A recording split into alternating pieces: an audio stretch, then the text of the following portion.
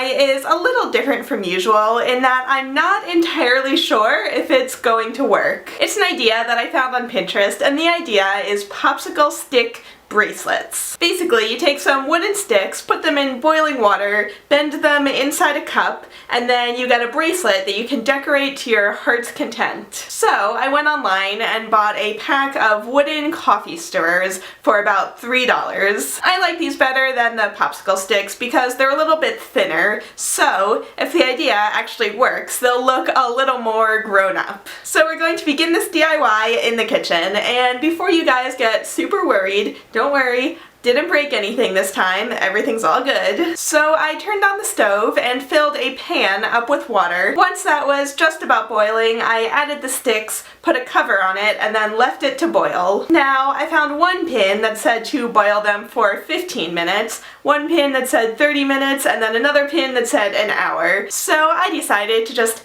average them all together and let them boil for 30 minutes. So once the half hour was up, they were looking nice and soaked, so I set up a variety of cups to try to bend them in. Now, none of the pins really explained how to get the sticks from the water into the cups, and I didn't just want to be sticking my hand into a pan of boiling water. So I started by using a pair of rubber oven mitts, but they were a little bit hard to work in. But then I realized that the sticks don't really stay hot once they're out of the water, so I just used a spare stick to pick them up, and then I just grab it and then bend it inside the cups. So once all of the sticks were in the cups, it was time to leave them overnight to dry out. So for you, it'll just be a jump cut, but for me, I've got to wait 24 hours to find out if this worked. Okay, so it's the next day, and it's time to find out if all of that was worth it. So the first one actually looks pretty good. But wait, as I keep taking them out, a lot of them aren't so much bracelets as they are semicircles, or like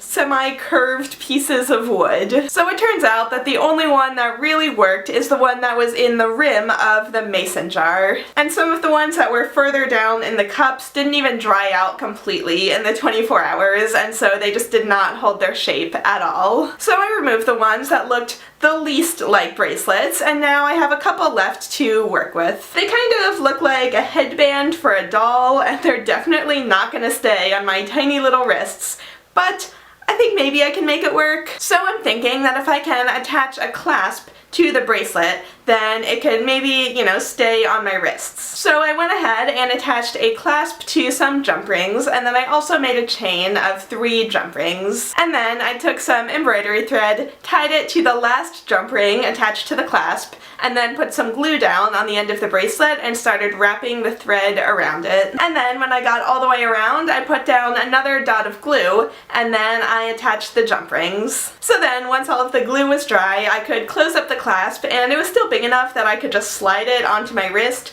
but it did stay put. So it's not quite as simple as the pin made it look, but if you change up the colors of the threads and maybe make some fun patterns, you could get some fun friendship bracelet-esque bracelets. But back to the one that actually did work pretty well, I decided to color it in with the Sharpie silver paint pen so that I would get this kind of mock silver look. This was actually really easy, and I just went around the entire thing, including the edges and the inside. After that, I decided to take some black thread and just wrap it around the bracelet in a nice pattern, and then I just secured the ends with some hot glue. So I think it turned out cute enough. However, in the process of doing all that, it did kind of loosen up, and so if I was to wear it outside, I would probably want to add a clasp, just like the last one. But by that point, I had had quite enough of these bracelets, so I decided to grab an actual plastic bracelet and then make something using some of the leftover coffee stirrers. So these are the coffee stirrers that I did not soak at all. These came straight out of the package, and I started snapping them into small pieces until I had a pretty hefty pile to work with. So then I just used hot glue to attach them one by one to the bracelet, which made this really cool, organic looking shape. So once I got all the way around, I thought it was looking pretty good, and it only took a few minutes to make. However, it was a little scratchy putting it on and then just wearing it, so I decided to cover the entire thing in a coat of Mod Podge,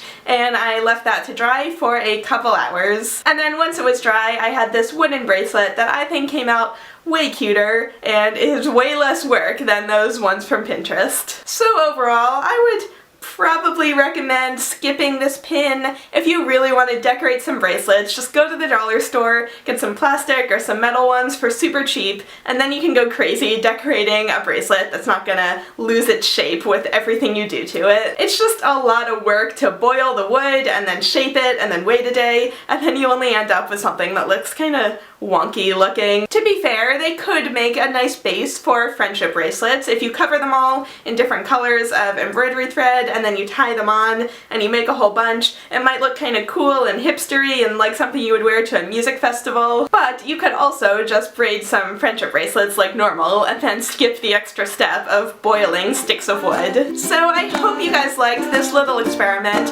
If you have made them before, or if you saw that I did something wrong, please let me know in the comments, because it would be really awesome if they actually did work as advertised. But in the meantime, don't forget to like and subscribe, and I will see you all next time.